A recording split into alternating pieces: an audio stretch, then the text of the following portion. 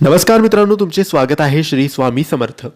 मित्रांनो, मार्गशीर्ष महिन्यात गुरुवारचे उपवास तुम्ही करत असाल तर हे काम नक्की करून घ्या. हो, कारण मार्गशीर्ष महिन्यात महिलाच नाही तर पुरुष सुद्धा गुरुवारचे व्रत, गुरुवारचे उपवास करतात. परंतु हा व्हिडिओ खास महिलांसाठी आहे.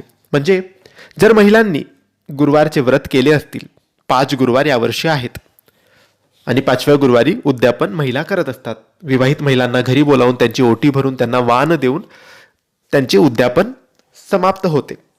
तर हा मार्गशीर्ष महिना महालक्ष्मीचा महिना मानला जातो. विवाहित महिलांसाठी अत्यंत महत्त्वाचा हा महिना मानला जातो. म्हणून विवाहित महिला दर गुरुवारी व्रत करतात, उपवास करतात, पूजापाठ करतात, पूजा मांडणी करून कथा वाचतात. अशी मान्यता आहे की महालक्ष्मी या महिन्यात प्रसन्न होते.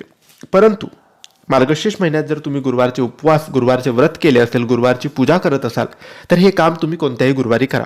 पहिला, दुसरा, तिसरा, चौथा, 5वा 5 गुरुवार आहेत. कोणत्याही गुरुवारी तुम्हाला हे काम करायचं आहे. तिसऱ्या गुरुवारी जमलं तिसऱ्या, चौथ्या गुरुवारी जमलं चौथ्या, किंवा शेवटच्या गुरुवारी जमलं शेवटच्या गुरुवारी तुम्हाला हे काम करायचं आहे. हे काम अगदी सोपं आहे.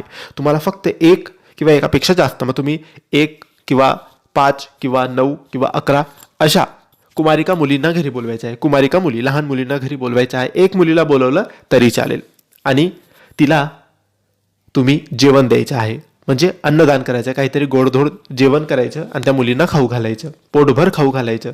त्यानंतर त्यांना काहीतरी वाण स्वरूपात द्यायचं. त्यांना तुम्हाला जे सोयीस्कर असेल तुम्ही ते देऊ शकतात. तुम्ही शालेय वस्तू देऊ शकतात किंवा काहीतरी तुम्हाला द्यायचं असेल भेट म्हणून ते तुम्ही देऊ शकता. तुमच्यावर आहे. किंवा काहीच देऊ शकत नसेल तर 10-11 रुपये दिले तरी चालेल, एखादी फळ दिलं तरी चालेल. त्यानंतर त्या मुलींचा आशीर्वाद घ्या.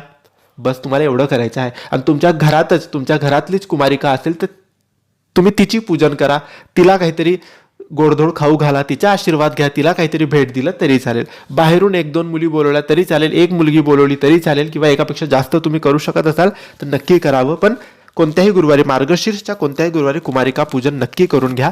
असं मानलं जातं की कुमारिका पूजन केलं म्हणजेच लक्ष्मीचं पूजन केलं आणि लक्ष्मी तुमच्या घरात आली. श्री स्वामी समर्थ.